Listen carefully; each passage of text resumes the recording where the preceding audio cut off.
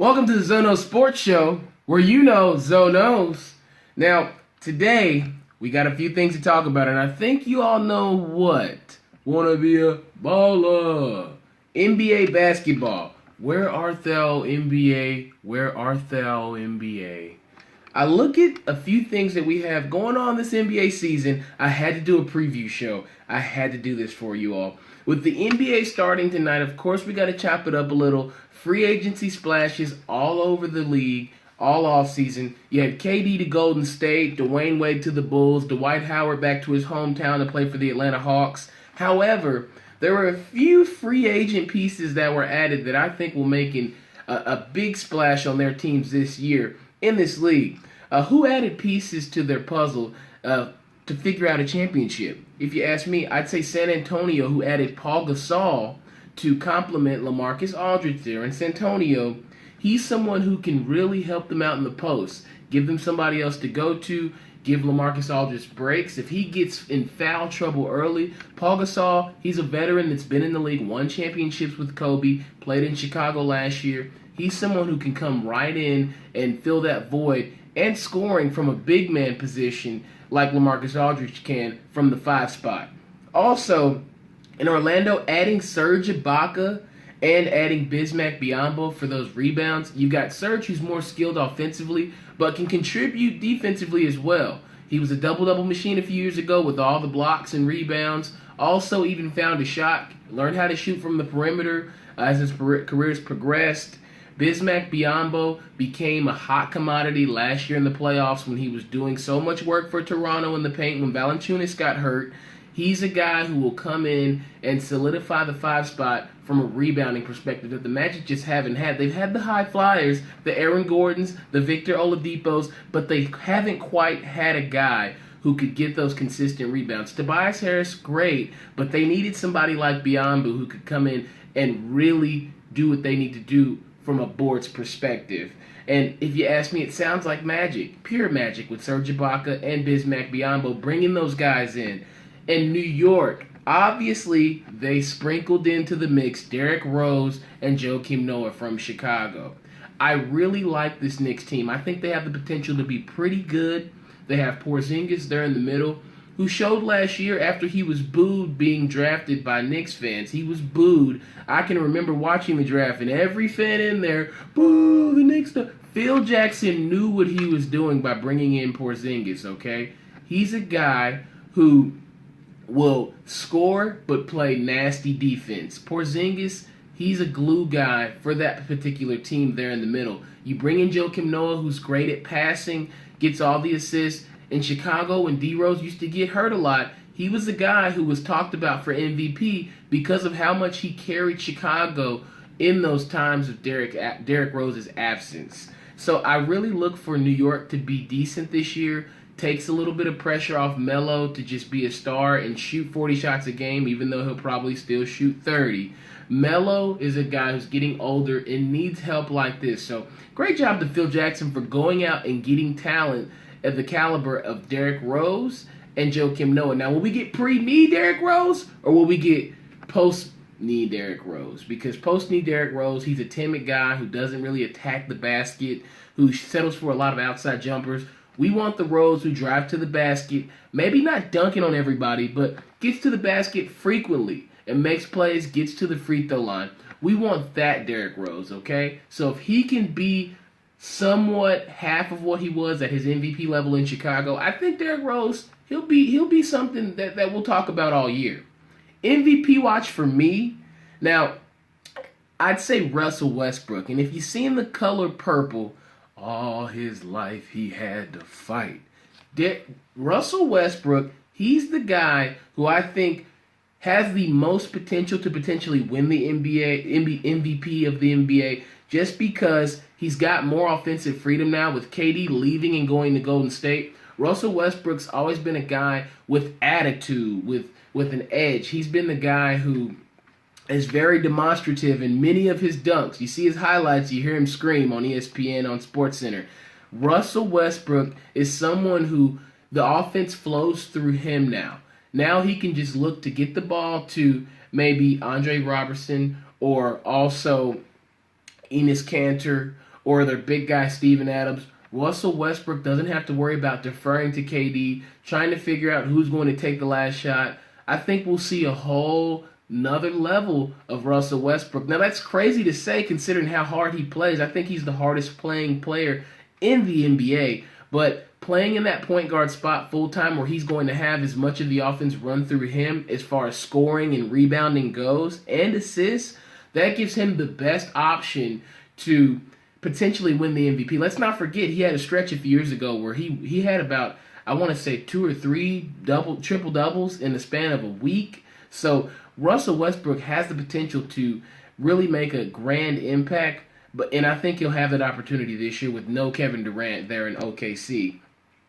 Also, LeBron James, he's the obvious choice. Golden State is inflated with stars. They've got a lot of votes that may be split up between Steph Curry, Draymond, as well as Kevin Durant. So I think this is LeBron's best chance to regain that title. He's already won a few MVPs, got the Finals MVP last year, but I think this is a chance for him to go ahead and make an impact on his team that surpasses what they'll do in Golden State with all those stars, simply because there's just too many of them. He's a guy who's going to play every night if he's healthy. He's going to get his rebounds. He's going to get his points. He's going to get his assists because he looks for them. LeBron, I really think that he's a guy who can win by default simply because play becomes easier for him. He's got Kyrie. He's got Kevin Love. There's not that pressure of trying to bring a championship to Cleveland. So I think LeBron can win the MVP. Karl Anthony Towns. That's my surprise pick. The Wolf Cat, as I call him. Oh, meow. Maybe that's a Wolf Cat's cow. I don't know. But I will say that Rashad Wynn, a teammate of mine from Howard University, told me in 2014 I would be hearing about Karl Anthony Towns at some point. He was right. Now, this was just before he went to Kentucky. We look at Karl Anthony Towns. He's a bigger, more skilled Anthony Davis, in my opinion. He can do it from the perimeter, but also he can get to the cup and take the beating down there because he's got just a little bit more meat on those bones, in my opinion. The Wolves have parts to run the engine. They've got Andrew Wiggins, Gorgie Jang, Zach LaVine, the rookie Chris Dunn. I think he'll get Ricky Rubio out of that lineup soon enough.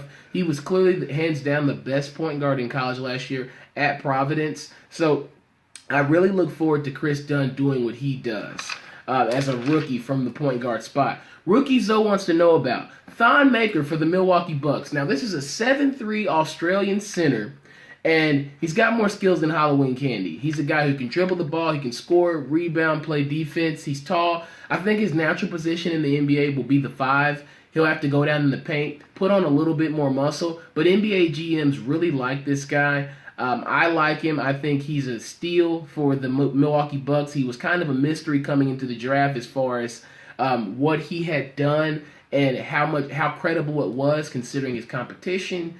But this is a guy, Thon Maker, with just the size and athleticism will make a big difference. Now, somebody I'll throw in there who's not really a rookie, but they're playing for the first time, Joel Embiid.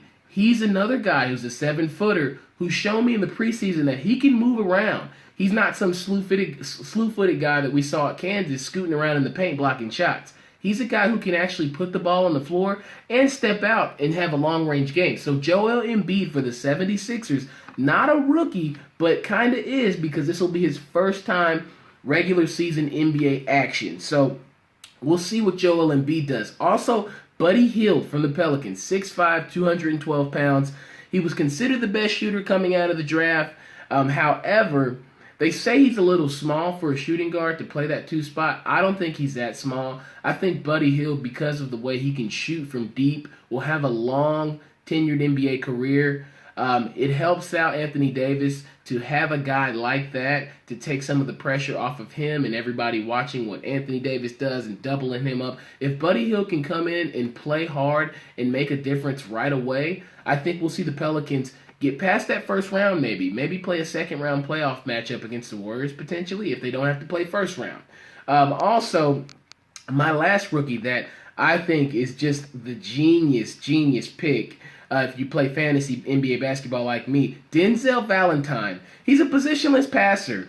drops dimes like Cracker Jacks. Denzel Valentine, he's a guy from Michigan State who came out of the draft. He was talked about because of his knees, which I really don't think was fair, because if you watch him in Michigan State, the guy can just play basketball. I mean, nobody's body is perfect, if you want to be honest, with as many games as they make these guys play nowadays, with AAU and high school basketball, and then they come to college and play all those games, tournament games, conference tournament, and the NCAA tournament. Don't be so hard on people about their knees. I really like Denzel Valentine learning from veterans such as Rondo, Dwayne Wade. There's no pressure. Rondo will come in at point guard. He'll be the starting point guard, but Denzel Valentine, I think he'll get in that backup role and actually have to play some point guard, but they'll experiment with him at the 2, at the 3, just to see what kind of player he'll turn out being in the NBA. Maybe he'll be like a Draymond Green. Maybe he'll be a point guard style player. But Denzel Valentine is the guy that I think is the pleasant mystery, in my opinion. So I'd love to see what he will do in Chicago. Division love. Let's see, NBA playoffs. I'd say in the East, the Cleveland Cavaliers will probably play the Knicks. Now, everybody was talking about the Celtics because they got Jaylen Brown and they've got Isaiah Thomas and they've got a lot of good pieces there in Boston. But I don't think that Boston has enough to really beat the Knicks. When you look at all these hungry veterans who you put together, they're kind of like, I compare the Knicks to maybe they're that middle school outdoor backyard team with a bunch of guys who were good at one point, and they all come together on the playground and say, hey guys, we haven't really done much, but let's get together and see if we can win one. So I think you've got a lot of veterans on that team who have been right there on the cusp, maybe not Melo, but guys like Joakim Noah and guys like Derrick Rose, they can come in there with that playoff experience and show those guys how to get past each round, how you finish off opponents. I think that will really help out the Knicks and get them to that finals where they'll play the Cavs. And in the West, the Warriors will play OKC. I really think this will be a revenge series for Russell Westbrook. He gets too emotional sometimes. I like it, but it's a double-edged sword because it can distract him from what he needs to do on the court. KD, he'll be too much with the new boys. He's a jerk. I really think that OKC, they'll do what they have to do. They'll have the 2 7-footers. Russell will play okay, but he'll get caught up in trying to get back at KD and go at KD way too much in the playoffs. So I think that will contribute to him not playing as well and ultimately be the demise of the Oklahoma City Thunder. Now, if we move forward to the Warriors and the Cavs in the finals, which I think that will be the finals, it will be a rubber match. I like the Warriors in this series. I think they will beat LeBron and the Cavs this time simply because they brought over that one piece. If you think about it, they were only one game from actually winning that finals. If Draymond doesn't get suspended Game 5, who knows what happens. But that was a big thing, as well as LeBron playing great down the stretch with the block on Iguodala. But you bring in Kevin Durant, you've got him, Iguodala, Draymond Green, Klay Thompson, and Steph Curry to shoot on the outside. Steph doesn't have to do as much. He doesn't have to guard people like Kyrie. You can use Andre Iguodala or a Kevin Durant and put them on Kyrie and allow Steph to just run off screens and shoot his threes. That's his game. That's what he does. So I think this will be a season of redemption for the Warriors with that added piece. I'm sorry to knock off all the anticipation, but that will probably, in my opinion, be the result of this season. That finals appearance by both teams with the Warriors emerging victorious. Thank you so much for watching my NBA preview show this Thursday. Please tune in Thursday morning for some weekend matchups and stories in the sports world. We out here. We got a lot of stuff going on right now. World Series tonight. I think the Cubbies will get it done. Game 1. They say that Cleveland's got a bunch of good pitchers. Corey Kluber pitching tonight. He's okay. But we'll have to see what goes on. Good luck to the Cubs. Good luck to the Indians. Who breaks whose curse? I don't know. Is that Billy Goat? Is he going to get away from everybody? Or are the Indians finally going to knock off that drought and get some of that water from Lake Erie and throw it up in the air and let it rain down on a championship? We'll have to see. I'll talk to you guys next show. Thank you for watching the Zono Sports Show, where you know Zo knows.